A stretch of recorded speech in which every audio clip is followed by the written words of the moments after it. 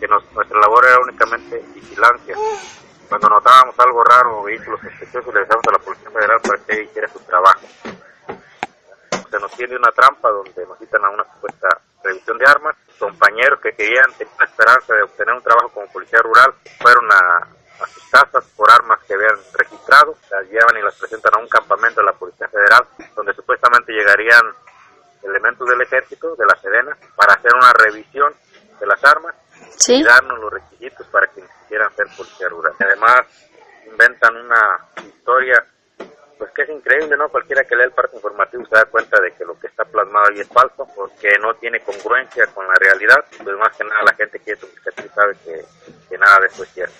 Y por ejemplo en el parte informativo nunca se menciona a Papá Pitufo, ni a Comandante 5, ni a una gran cantidad de pistoleros armados, ¿no? Porque no tenían ninguna identificación de alguna institución oficial. Nosotros nos dicen que portábamos armas y que la detención se hace en una situación de cometer esa acción infragante. Eso pues nunca sucedió. Y ahí pues nos dicen que vamos a una pequeña investigación, nunca nos dicen que vamos en calidad de detenidos, pero luego ya llega esta gente, o sea, el delito que nos atribuyen a nosotros lo cometió gente de Papá Pitufo y de Comandante.